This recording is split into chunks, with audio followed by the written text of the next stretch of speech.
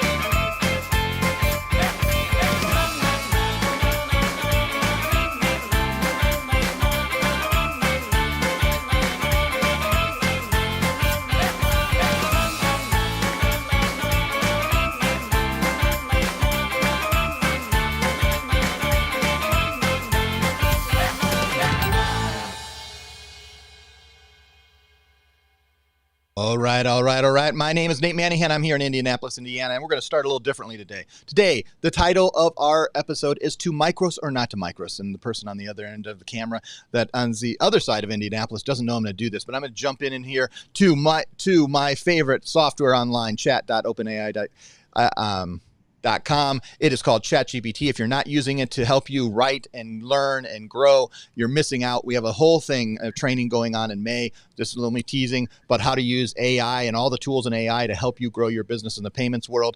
But let me ask this. I did a prompt here. It says, write a soliloquy like Hamlet called To Micros or Not Micros. And we're going to do it live here. We'll find out what it says.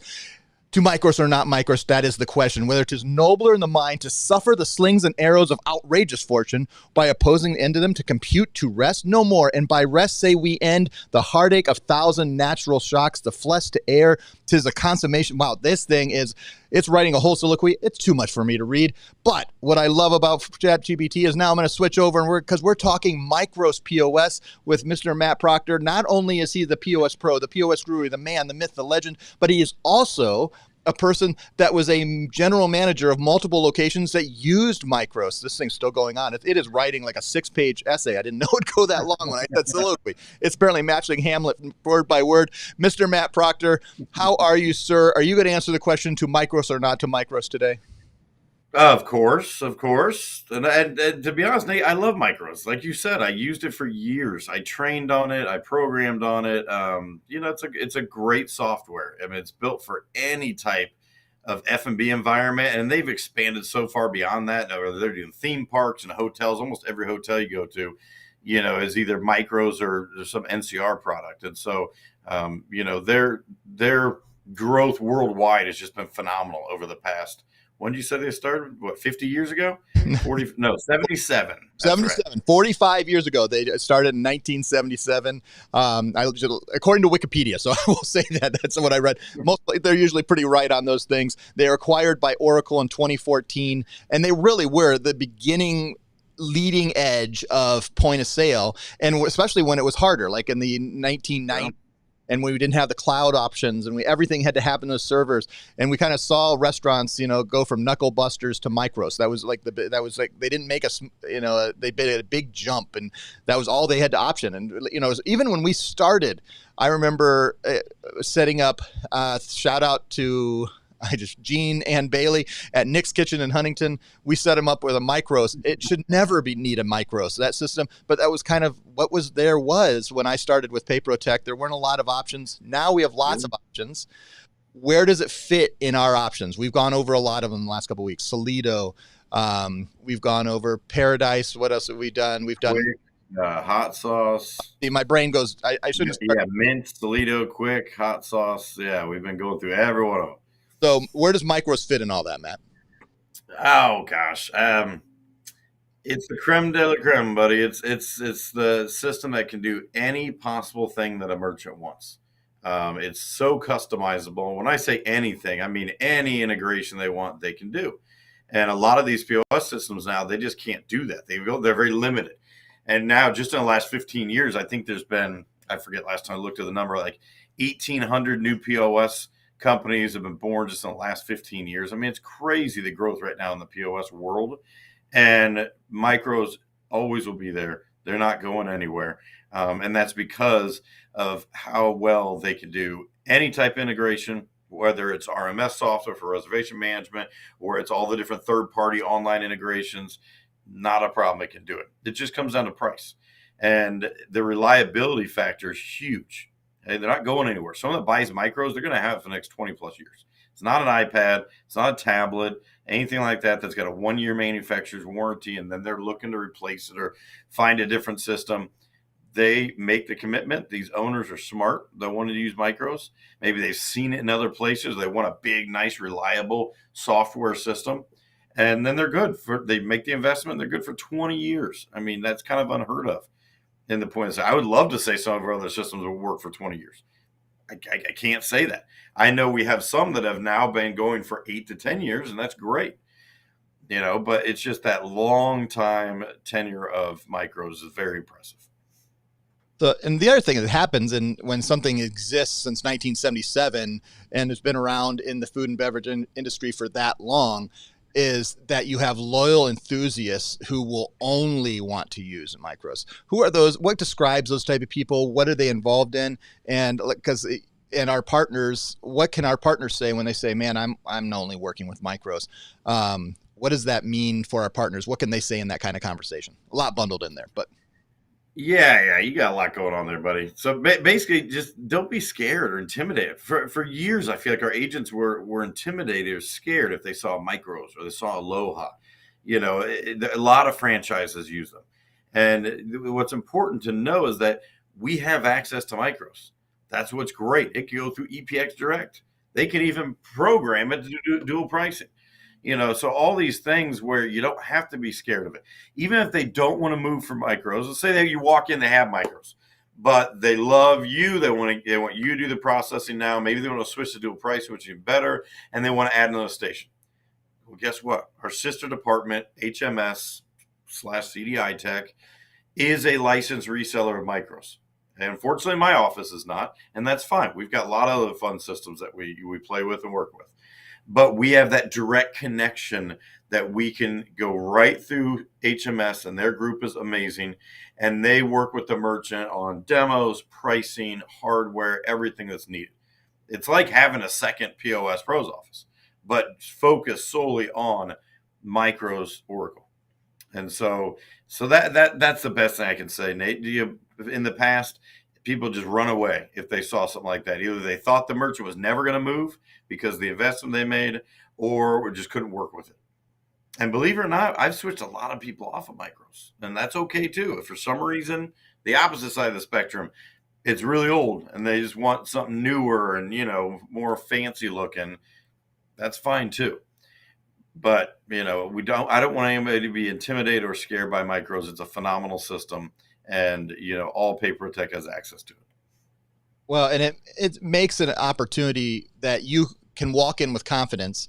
And there are going to be some people, that was part of the first part of the question that I jumbled way too many questions all in one. But there are certain people that just are going to be loyal to Micros if they've had certain types of experiences. What are some of those things? What if they just said, if a partner says, I want to reach out to this type of business, then it'd be quell themselves to be actually get informed and understand Micros a little better if they wanted to reach out to these type of businesses. What would those be? What type of businesses? What type of I business mean, in types of people? general. Yeah. Full service restaurants and bars, hands down. I mean, that is Micro's go-to. That's what they specialize in. And especially multi-location enterprising opportunities where they've got two locations, they're getting ready to open a second or third, or they want to franchise out the business they've got, and they want to have that super detailed reporting to know exactly what every location's doing, what their dues are owed, percentages you're getting off those franchise opportunities. The ability to have Micros in your back pocket, be able to discuss it, feeling confident that yes, it can do every little thing you need. Okay, even let's say a one-off that I had this last year, full restaurant bar in a bowling alley. Okay, well, guess what? Bowling alley usually has very specific software to be able to control those lanes and be able to handle all that. Well, guess what? Micros, like I said, can connect with anything. So that was a perfect solution to be able to have Micros handle both. Not just us putting a restaurant system in there and then we can't touch the bowling side, but to be able to have Micros across the board and do a direct integration with their bowling software. It's those advantages that you can confidently talk to people about that we have. And in the past we never had that. It was like, well, I got to check with my POS team to see if we have anything that can do it. So knowing that, yes, we can do that with Micros. Now, a lot of our agents don't mess with hotels, and I get that. But if you do run into a small hotel, maybe they got a bar, maybe they want to charge to the room, things like that, perfect fit for Micros. All right, they might be using some other custom software they have, but they need it to be able to connect with their online reservations and all that. Well, guess what? That's another phenomenal fit for Micros. Okay, so just this opens the door to more opportunities as long as you understand it and aren't intimidated by it. And that's why I liked having this talk today, Nate, because I don't think we talk about Micros that often or enough. Well, and this isn't a huge industry, but there's a growing industry of boutique hotel chains that are not tied to the big ones, to the Hiltons, Yes. to the Marriott. And I think of one that's right across from the office of you. There, I think last I looked, I think they had 5 locations. I forget even know what the name of the one right across on the other side of Keystone. But I know it's a beautiful hotel that started out with a guy who just said, man, I want to start hotels and unique hotels and locations, and started with one. And I guarantee, I haven't actually ever looked, but I guarantee that they're using Micros. And they had to start that conversation out somewhere. And you're not going to walk into Marriott or Hilton and sell them on Micros. They're already there, and they're not going to go with you. But you can walk into places and boutique places. They're starting their first hotel, or because that boutique movement is really happening. So that's something to think through and listen to. Let's talk. We don't have it. Every pricing is customizable, but one, would you agree with this statement? It is the most expensive system of any that we are connected to. And 2, what's a multiple, like, let's just put a single station set up for Micros, is it generally 2 times, 3 times more? Obviously not committing to the pricing because it's custom for every opportunity. Right. Well, yes. To answer your first question, they are hands down the most expensive, but it's value. That's where it comes in. It's value and what it can do. Excuse me. I would say right now about 3 times, and I don't know the current pricing, and HMS might run some fun promotions and things like that, but it's about 3 times the upfront pricing to purchase, Micro system and their software and their hardware compared to some of our other systems. But one thing that popped in my head, Nate, when you were just talking about some of these different opportunities of boutique hotels, just in the last couple of years, we've actually done some resorts and like ski lodges that have multiple entities. Not only they might have a little hotel to it as well, but they also need to do rentals. They have a full restaurant over here. They got another bar over here. Those type of opportunities, and we've run into a couple of them where they were kind of jerry rigged up, with a square over here, and they're using clover over here and toasting, and all these things are like, we want to streamline into one full system. And 100%, we went right with our HMS group to be able to show them the software, get them quotes, and customize that for them. So that's another thing that I don't think many agents you realize is out there. That there are some of these little theme parks and resorts and campgrounds and places like that they want to move up. They want to move up from a cash register, okay, or piecing a system together in multiple different ways. That's usually because the merchant doesn't know any better, and they're just trying to find whatever is going to work. And then when they get it all up and going, they're like, I can't stand this, and then it's worth the investment. All right. Well, and I think what made me think of this is this also becomes an opportunity. Micros can do dual pricing, edge pricing. It's a different system because it's not out of the box. It's got to be programmed in.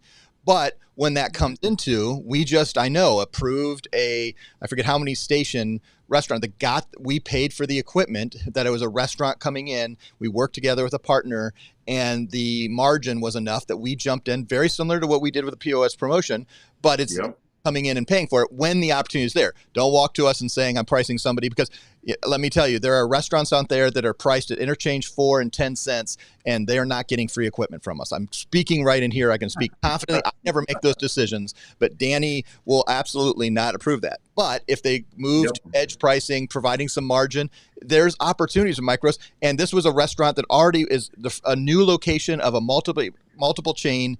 And this partner, I think, will probably get the processing for several of the others. And as they have plans to open many more. So you can walk in with confidence. They're planning on using Micros, and you can say, hey, let's put a proposal together. I think we got something. We have a great Micros team with HMS. We have a good team here with PaperTech, and I think we can put a proposal together and maybe very competitive. In fact, I think was the most competitive, and that's why we won that deal. Anything I've missed that you want to highlight on Micros in the PaperTech world, Matt? No. I mean, I think that's a great pitch that you just said. I mean, that was a big location that you guys just got closed. And yes, even though, sure, the paperwork or pricing might come from HMS, that does not mean that the value's not there and the ROI makes sense, that PaperTech's not going to step in and be able to help out if they're doing that dual pricing and they've got great volume. So then that's a whole different ballgame. That's a game changer. One last thing I want to say, Nate, is one of the last restaurants I opened, and I was training the owners how to kind of be a GM. I was doing some consulting. I bought Aloha because I like Aloha, I like Micros. I was close with the Aloha guys. And I was able to get a good discount because I knew the guys, but it was still $18,000, okay, for 3 stations at back office. And would I have loved to have helped back then? Yes. From a team like PaperTech, and how amazing, we take care of everyone. Because they were happy to do dual pricing. And that was before anyone else was going to do anything like that. And so it's just, another example of how, we're all a team, we're all a family. We want to help you guys out in any way we can, whether that's through Micros, whether that's through one of our other systems. All these opportunities are all here for you. And you're just not going to find that with any other processor. Cool. Well, on that, we will take a week off next week for POS Uncensored, but we're going to come back the week after with all kinds of new stuff and new ideas, because Matt and I are going to be the same. Well, we're always in the same town, actually. We're going to see each other. We do on the other side. We're actually going to see each other the next week. Yeah, but we're going to be in town at ETA Transact. If you haven't signed up and you're watching this before April 25th, hey, go to join.papertech.com and you can sign up and RSVP. You can email me at nmanahan@papertech.com. We would love to see you at our party on Tuesday night. Matt will be there. You can see him in person. Just look for the best looking woman when you walk into the painted pin with us. I'm ready for any challengers that want to bowl against me one-on-one. Oh, I'm throwing it out there right now, the gauntlet. I'm going for the bocce ball right away. They got a couple cool indoor bocce ball courts. Yeah, I forgot about that. It's a cool place. It's a really cool place. It is. So join us there. We'll be back in 2 weeks with another episode of POS Uncensored. Thank you, Matt. Thank you for highlighting us. You can sell Micros to Micros or not to Micros. The answer is yes. Just do it. You don't have, if the opportunity arises, you have the opportunity. If you don't want to go focus on that type of business, if you're selling all B2B, fine. Don't use Micros. They're not in there. But it's not to be fearful anymore. You know that you can walk in and sell Micros. Thank you, Mr. Matt Proctor. We'll see you next time on POS Uncensored. Thank you, guys.